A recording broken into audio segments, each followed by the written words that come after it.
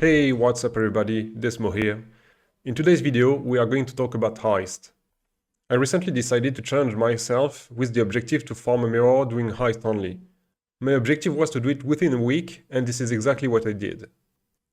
So, in today's video, I'm going to tell you about my global experience, like the drop, the statistics and divs per hour, Heist mechanic, leveling rogues, the build that I used, rogues equipment, how to run Heist, drops in general, gameplay, layout, and some review in conclusions.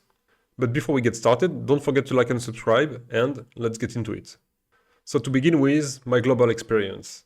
In 7 days, I got about 1,000 divines, and on the average, I was running Heist for 8 hours a day. So if you want the rate per hours, it's about 18 divs per hour, which is actually crazy, because this is including trading times. I was not trading offline or stuff like that.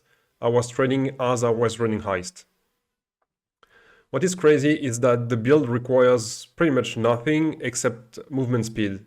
So this is not like a difficult mechanic to run, you just need to go fast all the time and that's it. Let's talk a bit about the build. So as I said, the main focus is movement speed. So we are trying to get as much as we can. We got movement speed on the main weapon. We got movement speed on the shield. And the most important item is the body armor, because it gives you 1% increased movement speed per 600 evasion rating, up to 75. So we are also trying to get as much evasion rating as we can, and we are a bit above 100k. So we have evasion rating on all our equipped items. We have on the helm, on the gloves and the boots. The boots could be a little bit better. I self-crafting most of the items here, which are not unique. And on the rings, you want to get elemental resistance, life, maybe some attribute if you need. Like here I got dexterity, but intelligence would be better. The minus mana cost is fine, but I think it's not actually necessary in the end. You will see that the mana is really not an issue. I even got an enlightened support here, and without it, I'm just fine. But I have the socket available, and it's level 3, so it's not expensive at all. I'm running mageblood because it's a lot of increase for the flask. It's very efficient. Also to get a little bit of physical damage reduction, because we are running a granite flask. But this is not necessary. If we were in the early days of the league, we can run a build without mageblood and it would work just fine. We would use the timeless jewel that gives us flask charge per empty flask slot, and we would use the belt from Heist actually, which increased the effect of flask. So mageblood is not necessary. It's just when I started the challenge, I was able to afford it, so I just did. But definitely, you don't need an expensive setup to get going. Same goes for Defense of Destiny. This is really, really useful because we are building a lot of defense. We don't need offense at all. We need movement speed, but also defense. You don't want to die while carrying an item which is worth like 50 or 100 divines, right? Even like a couple divines item, you don't want to lose it. So the Defense of Destiny is really good, but early on in the league, or if you don't have the money for it yet, you can start doing Heist without these two expensive items. For the gems, we have the main ability is actually phase run, and it's linked to automation, so you never have to worry about it. And as you can see, we have 500 movement speed, but it actually goes up to like 560. We could get even a bit more, but this is actually enough as it is.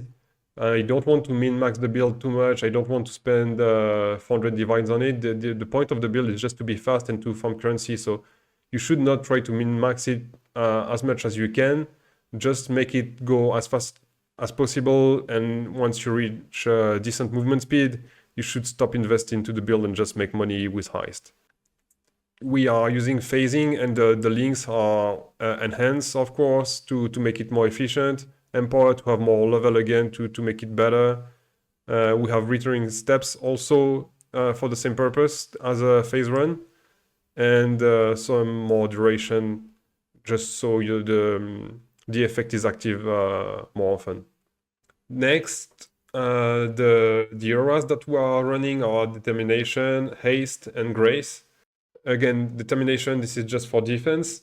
Grace, this is for defense and movement speed. And Haste is just for movement speed. And on top of that, we are using a Watcher's Eye, which gives you phasing. So you are never being stopped by packs of enemies. Since we are not able to kill anything, you need phasing to be able to go through a dense pack of monsters. If in the early days of the league you do not have access to this kind of Watcher's Eye, which is really not expensive, by the way, you can see here it's 90, 100 chaos.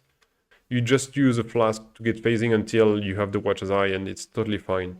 The next setup we also use for the auras, we use Vitality and Clarity to make sure that we are never struggling with our mana pool. And Vitality is just to make sure that we are not dying from degen. I'm also using Stone Golem to get even more life regeneration, because there is a lot of degen that can actually kill us. There is traps in Heist, and also there is like corrupted blood. Bleeding can kill you, and there is sometimes mobs that drop fireground, and this can be a bit annoying if you get a lot of different sources of incoming damage. That can be dangerous. So this is why we are trying to get quite a lot of life regeneration. Next, we are using Decoy Totem. I'm using the Flamewood support just to give it some more life, and life tab to make sure that we can cast it whenever we need, and increase area of effect, so it's gonna taunt more enemies. The next setup is the movement ability, Flame Dash. We have Frost Wall, which is purely for defense. Like when there's lots of mobs, even though we are very tanky, you don't want to take a chance. So Flame Wall is gonna just protect you, because enemies are not going to be able to reach you. The second purpose of the Flame Wall is to prevent the enemy also to attack your rogue mercenaries in Heist. Because when they are opening doors, they are vulnerable, and if they get attacked, the bar progression to open the door or to deactivate traps is gonna restart. So if they get attacked too often, you're never gonna be able to open the door. So you can place a few walls around them to make sure that they are safe and they can open the door quickly. Then we have Void Sphere. This is the same thing pretty much.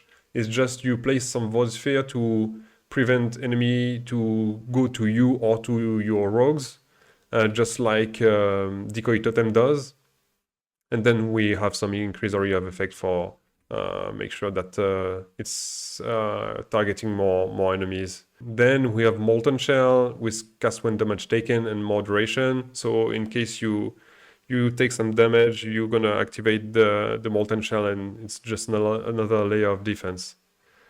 And that's it for the gems.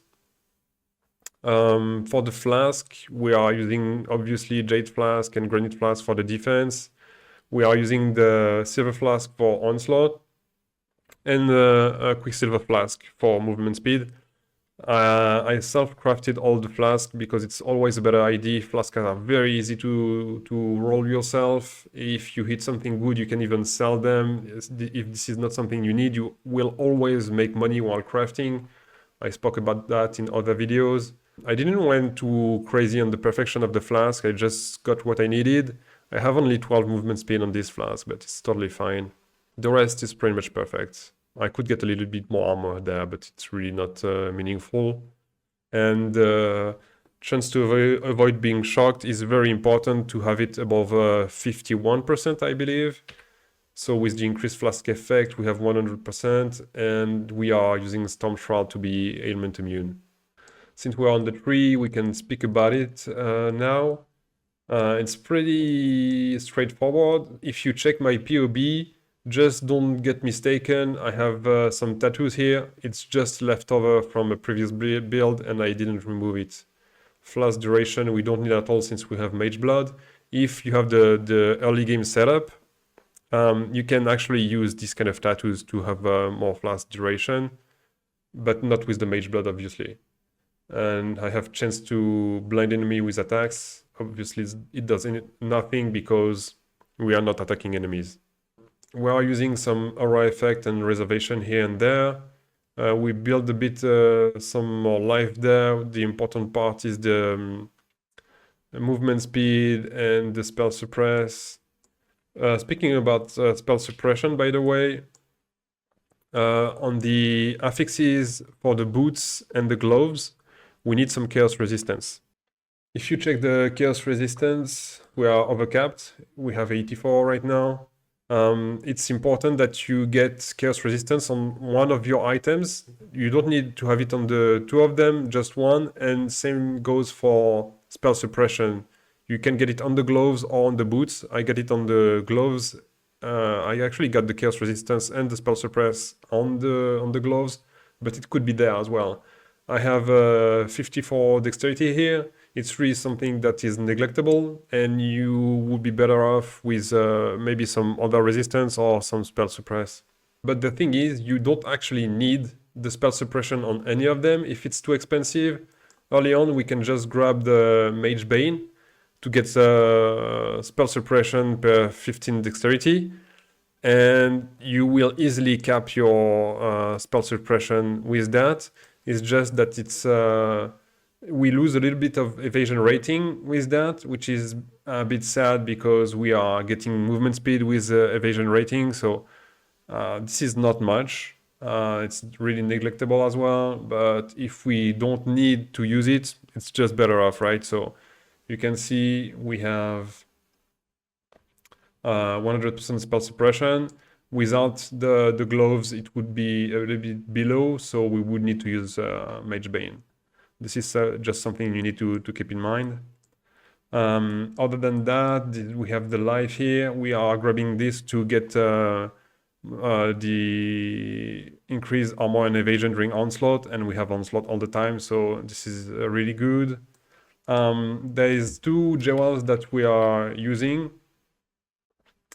The Transcendent Spirit, and it gives you movement speed per allocated dexterity nodes on the radius. So this is actually a good amount of movement speed that we get here, and also same goes here. So this is why we are using two.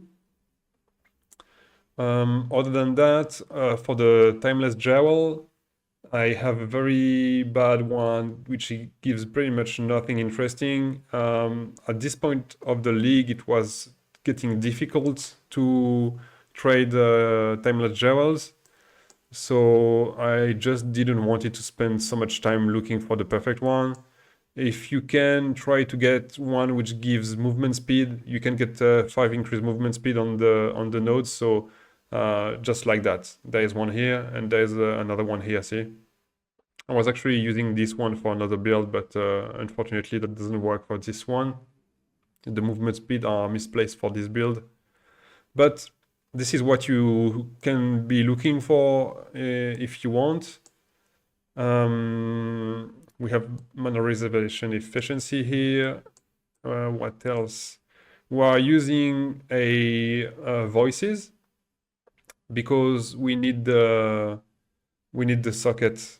Early on, we are not going to get the Forbidden Flesh and Flame, obviously. So if we are early in the league, you will not need to buy voices. If you do, you will need the cluster. It depends which level you are. The thing is, this character, once you do your transition to not dealing any damage, which you will not do early on in the league, but if you are quite advanced and you go for this exact setup, you will not level anymore. So you need to choose the right point when you want to stop leveling and to not dealing damage. I had this character already level 95 when I started, so since you're not killing anything, you cannot expect to level up. But if we were to go to level 98, we could grab another general socket, and then we could maybe skip the voices, but there's not much we care about in the large cluster anyway, so we could get one with like some life, some resistance, some attribute on the small nodes, but it would not be so meaningful because we would get like just a few of them. So the voices is fine, honestly. We could grab also this one, but or this one maybe if we were to have a higher level. I did spend a few points here to get some more movement speed, but this is really not necessary. We have so much movement speed that the 5 increase that I get here is not so meaningful. So yeah, this is actually something to consider if you want to manage your levels. See how much you need on the tree and what you want to do. Actually, there's this one, I forgot, the general socket that we can grab. The closest one. So I could technically remove this, use my points on this to get the extra socket and not use the voices, but this is really neglectable. Next, I want to speak about the heist mechanic a little bit for the people who are not so experienced with it. So if you already are pretty well aware of the heist mechanic, and you can skip this part, but I'm gonna give a few advice and tips about how you should handle it. So to begin with, what is heist? Heist is a mechanic where you can run different kind of maps to recover a target. You have two types of maps. You have the contracts, where you basically go for getting a target which you exchange with the vendor here to get rogue markers, which is the highest currency, to pay the rogues to help you in your missions.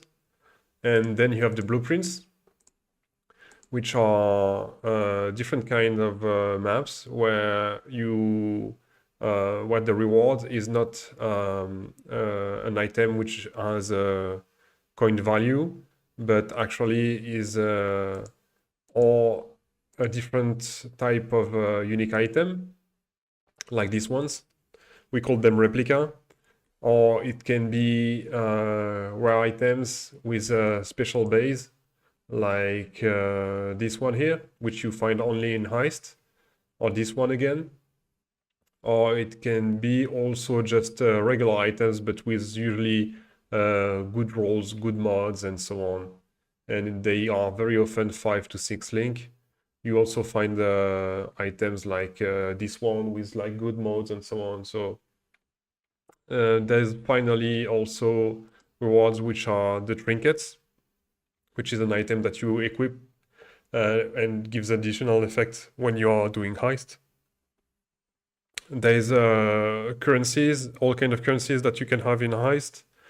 And finally, there's the tailoring orb and the tempering orb that you find only in Heist, and they are meant to enchant or a weapon or a body armor, like this one here, to increase effect on your mods, or they have different kind of effects.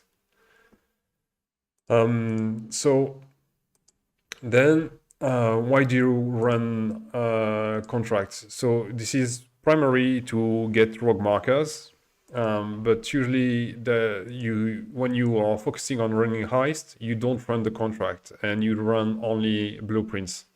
Why is that? If you want to actually run blueprints, supposedly you go to this guy here, Wakano. And to be able to actually run the fully unveiled blueprint, fully revealed, I should say, you need reveals. As you can see here, I have 0 reveals. Same here with Jayana and Niles have 0 reveals.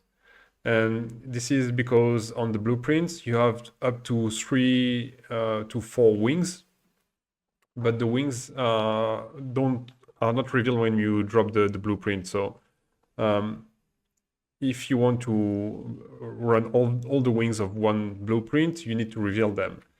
And you get reveals by running contracts with deception and perception, I believe, or let me double check. So this is with Gianna with deception, and Niles. This is actually counter-automatology. So if you run contract with these two rogues, when you finish the mission, you actually get a reveal, and then you can reveal the blueprints. But this is not money efficient, because having to run the contract and then the blueprint, it doubles the time you take effectively to run one wing.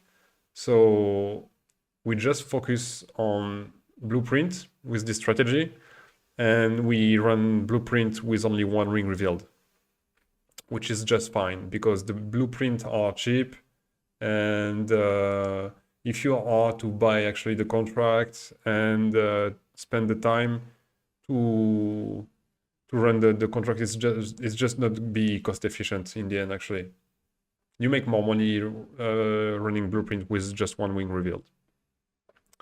Next, for the jobs, because when you start Heist, I have the wiki page open here. You start off with just one rogue, and you need to unlock all of them. They start off with level 1, they have jobs level, and you need to progress them to level 5 and to unlock in a specific order. There is the order here, the wiki page will be linked in the description. You need to follow that order, and this is where people get lost sometimes when they are not experienced with Heist. They just run randomly the contract with the jobs. You need to attribute, when you have a contract, you have to choose which rogue is gonna actually run with you the contract, and you have a choice. And if you don't pick the proper one, which is meant to be the one which is the most experimented with a job, like if you take Gianna, she is meant to run deception jobs. But as you can see here, Niles he's also able to run deception jobs, but his max level is level 3 because he's not the proper rogue for the deception missions. And this is where people get mistaken, and they can get lost, and they end up struggling to unlock every rogue. So you have to follow that order, and for every rogue, you have to pick up the right jobs for them in order to being able to fully unlock every one of them and have them to level 5, basically. Then for the blueprint, you need to go to this room, and then you put the blueprint there, and you choose the rogues for every job. Also, for this strategy, you need to run blueprints with area level 83. This is because the expensive items that we're gonna get from Heist, the most expensive ones, they are the ring, helical, and the amulet, the simplex. But there's other base types that are worth a bit. If you take that ring here, it's supposedly too divine, but at this point of the league, they are not selling too fast. So this is why I dropped the price. Or there is also this one here, which is supposedly 3 divines, but again, the price are dropping because it's hard to sell them. There's many listed for 3 divines, but they are just not selling. So this was for the global presentation of the Heist mechanic. Now I want to tell you about the rogue gears, because we have gears for the rogues. As you can see here, there's 4 for each of them, and they have a level of job requirement to be able to equip them. If you take this one, for instance, and I try to equip to Hawk, he doesn't have the level, so he cannot use it. So there is one modifier that we care about, and one only. Everything else is just like a cherry on top. What we want is job speed. And there is 2 reasons for that. First one is just like for our character, we focus on speed. So job speed is gonna enable you to open doors quicker, and this is in the end more divs per hour that we are going to make. But there's another aspect for that, and this is that when you are running Heist, the rogues, they are gonna try to open doors, and if they are getting hit, they will be stopped from opening the door, and they are going to start again their job. If they are fast enough, even though if they are taking damage, they will never be really stopped from opening the door because they are going to be too fast. So you want to get as much job speed as possible. This one, for instance, is really good because we have 20% increased perception speed on the explicit, 15 on the implicit, and on top of that there is a global 16% job speed. So this one is actually really good, and this is what you want to aim for. With this kind of modifiers on an item, you might want to exalt at the end the item to try to get something else. But basically I have everything I need on this one, so there's not really a point, I think, to waste any money on that. You can have job speed on the weapon as well, and you can have it on the cape and also on the amulet. But most of the job speed comes from the item in the middle. How do you craft your items?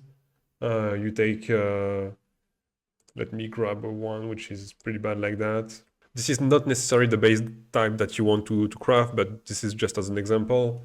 You start off by slamming transmutation if it's not magic. If it's rare, you just use a screwing orb, and then you alt spam a few times until you have anything desirable, like this one, 17 job speed.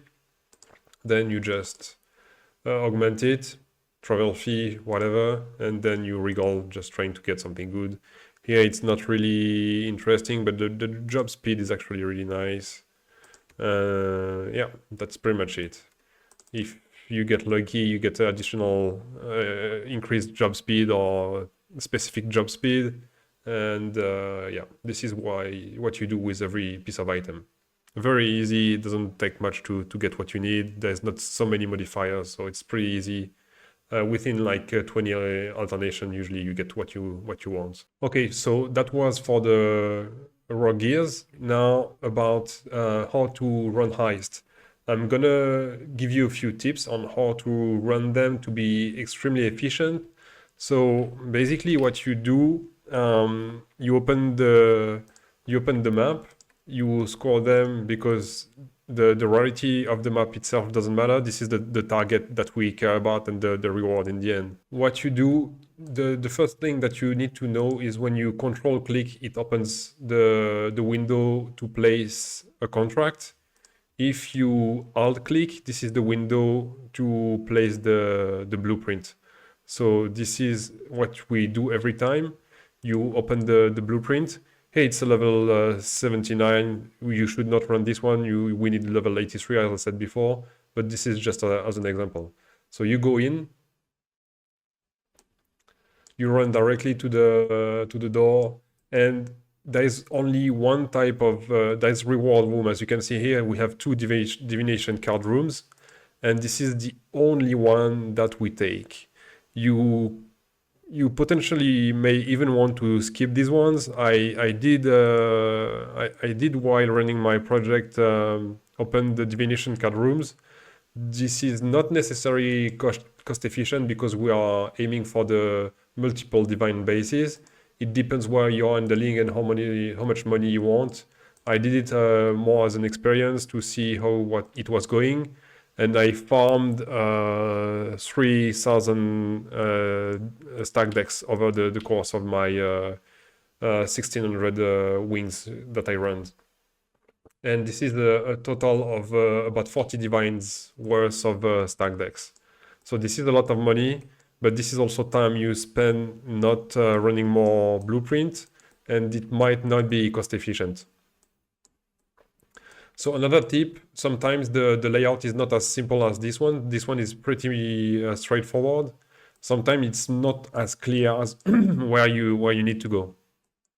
Also, there is an alert level bar on the bottom. I didn't speak about that. Let me just remove the camera so you can see it more clearly. There you go.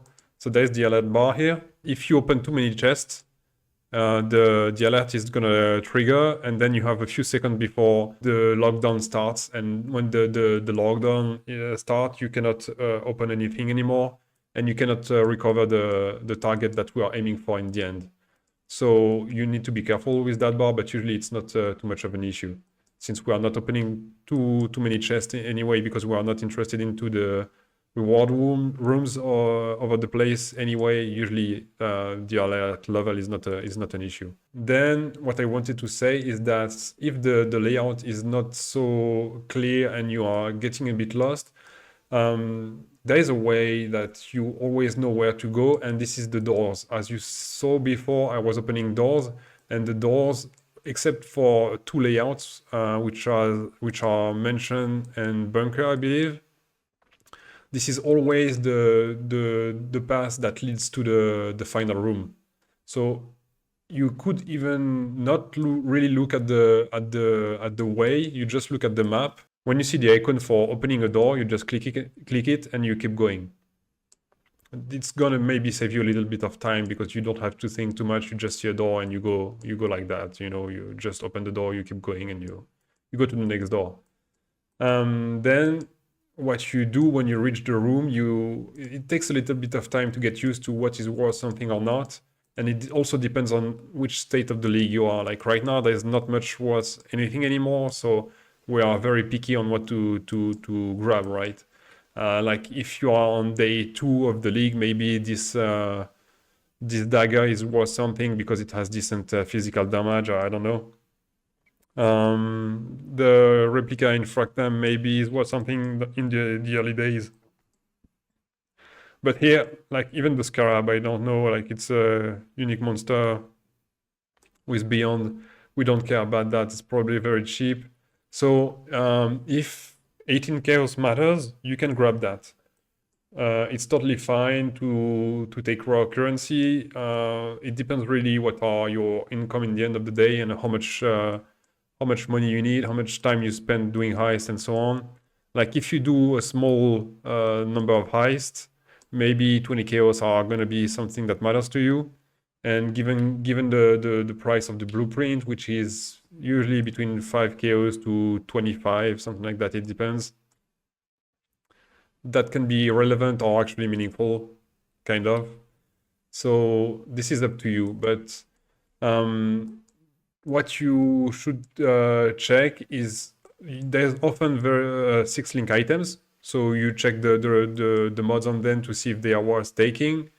Usually you want a lot of resistance, good defenses, base item, and some life, or high energy shield base item also. There's a few unique where you might want to check the rolls, and this is something that you learn throughout the process. You don't know in the beginning, so you will need to check a bit more when you start, and then along the way you will learn just to press Alt, check the item, and you know right away if it's worth something or not.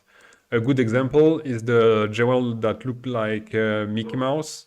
And this is a good example because it gives you a chance to block attack and spells. There is 2 modifiers, and they roll from 2% to 6%. Every modifier up to 5%, it's worth pretty much nothing. You sell it even with medium rolls up to like 30k or something like that. But the range to get perfect rolls are not so difficult to hit.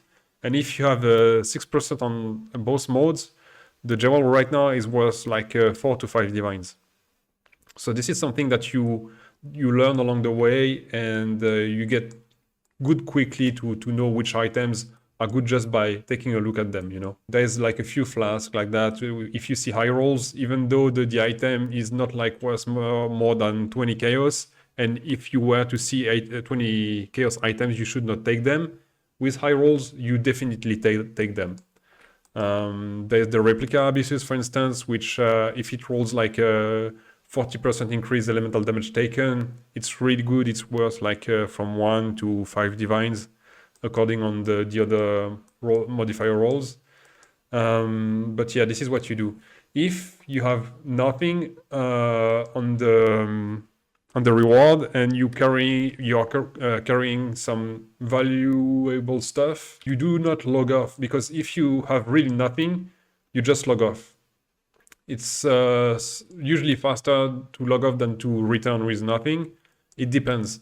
Here the layout is really fast and straightforward, and we have 8 stack decks, so we can just not take anything. Here I would actually take the chaos and go away with the chaos and the stack decks.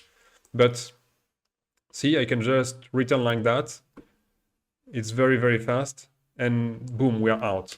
So it's actually faster than logging off to move away sometimes than actually logging off. Or if we take the chaos, there it's going to be a little bit longer, because probably there are going to be traps. I'm not even sure. And there is one. See, there is one trap that activated, so it's a little bit longer, but 2 traps actually.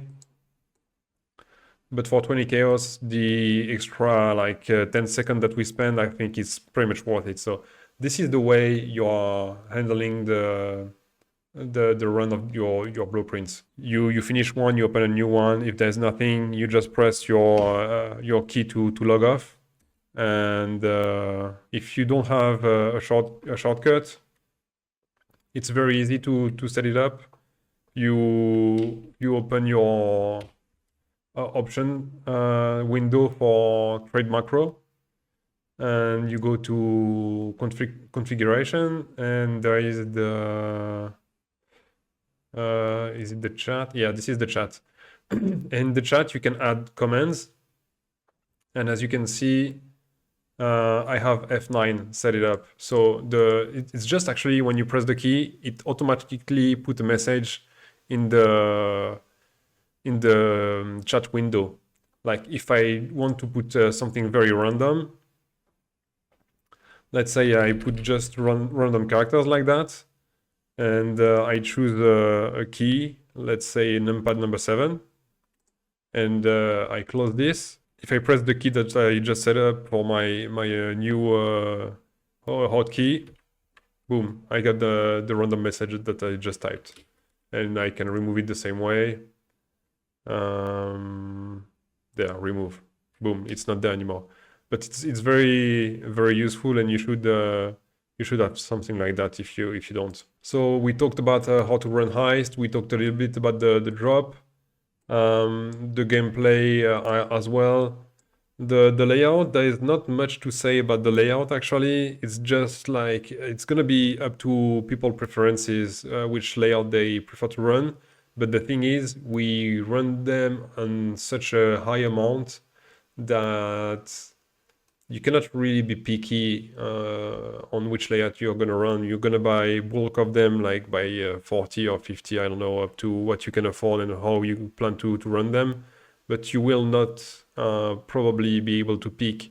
I can just tell you which one I prefer and which one I don't like the most. So the layout that I like the most is the Smuggler's Den, because it's very much straightforward. The jobs, the way jobs interact with the doors, they might change between one layout to another.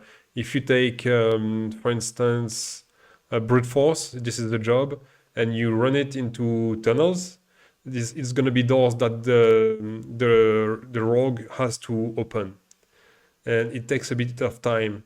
In Smuggler's Den, it's a wall that is crushing, so it's much faster. The animation is like at least twice faster.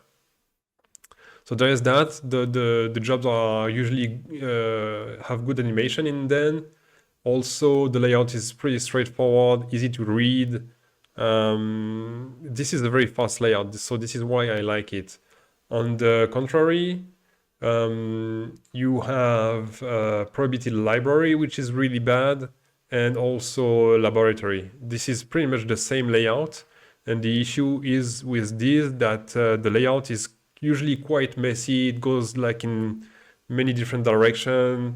It's really less easily readable. And on top of that, the worst is that with a few, there's like some kind of tap or reverse fountains that drop fluids on you and they deal damage. It's a green thing. You will recognize it very easily. And that, when it triggers on top of a door that a rogue is trying to open, it's going to deal damage to it constantly, and it's going to be very open and making you lose a lot of time. So this is why these two layouts are the worst. But again, you cannot really not run them. You will just buy bulk blueprints, and you will have to run them eventually. For the conclusion part of the video, the notable drop that I had over the 1700 wings that I run, which is quite a lot. I got 4 Alberon's paths. I had 2 high rolls and 2 low rolls, actually. The low rolls, they sold each for 17 divines, and the high rolls, they sold for 24 and 26 divines. We have to acknowledge the fact that this is the end of the league, and this challenge that I gave myself, I would have completed it much faster if it was the early day or the mid-league. To begin with, the mirror is worth like 972 divines, 973, so this is quite expensive. And on top of that, all the items that you drop, there is many interesting stuff in Heist, which are very difficult to sell right now. If it was like even 1 month earlier, it would be very easy to sell some 6-link base item, unique items like this one, and they are just not selling at this point.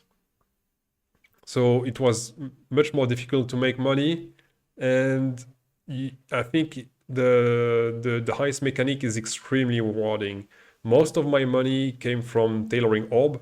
I sell them bulk for 3.7 divines, only using Fastos. Once I get 10 tailoring orb, I put them on the market, on the currency market, and they sell by themselves like in a couple hours usually. So I sell 10 for 37 divines. Why I wait for 10? It's because you cannot. It's only round numbers on the currency market, so I cannot sell 1 tailoring orb for 3.7. I would have to sell for 3 or for 4. 3 is much too low, and 4 they are not selling. So this is the good amount, the good price that I found, and it's working very well. As I said, I think almost half of my money came from tailoring orb. Maybe not half, but a very good third of the money at least. I cannot count how many I've sold. The tempering orb, unfortunately, they are a bit cheap this league because we have enchantment with the league mechanic, and usually the enchantment are just better and much cheaper also because you select them, you craft the enchantment with the league mechanic. So this is why the tempering orb are not selling for a good price, because we have much better options with the league mechanic. The only problem with the league mechanic is that you cannot enchant unique items. So for uniques, if people are running Unix build, they don't find what they need with the enchantment with harvest. They have to use, or maybe there is a better option for very expensive item, they have to use tempering orb. So this is why they are a bit cheap, but it is what it is. I'm selling them bulk for 1 divine, but they are actually difficult to sell. So sometimes I drop the price to get the challenge done faster. If you check right now, they are all going for 1 divine. There's these 2 guys always that have the 0.5 and 0.9. I'm pretty sure this is price fixer, but anyway, they are not selling for 1 divine, or not so fast. So I got 4 Alberon's Warpath, and I got 2 helical rings. Unfortunately, I didn't find any good amulet. I got the Astral Orb amulet once. I didn't pick it because it's only 50 chaos. But over the 1700s runs that I did, I found the Astral Orb amulet only once. So I guess I missed my luck to get the Simplex amulet. The Simplex is worth like something 400 divines, I don't know exactly. The helical rings, they are worth 50 divines if split. What you do when you drop the expensive bases, you go to Einar and you craft this on the item. So instead of having 1, you're having 2. The rings, they were selling for 52 divines if they were level 86, which I got for the first one, and the second one was level, I think, 84, 85, and it sold for 50 divines each. So that was straight up 204 divines in total, which is a really good part of the income as well. If you take it on the total amount, I still got more money with the tailoring orbs. So this is why I'm saying that the tailoring orb is the most of the income that we got. And to finish with, over the process of making that challenge, I got over 3k stack decks. I'm gonna open them, and I will put at the end of the video the highlight of the opening if you're interested about seeing what happens with the stack decks. You can stay until the end and watch what happens. We could sell them for about 40 divines, but usually with the stack decks you are winning, so we will see. I'm gonna open them all. It's gonna take a while, and if we end up with less than 40 divines, then we are losing here, but let's see what happens. And I think that is it for the video. If you have any question regarding anything for the build, the heist, the mechanic, the way I run things, leave a comment. I'm also streaming almost every day right now, waiting for PoE 2, and take care of yourself, and see you in the next video. Bye!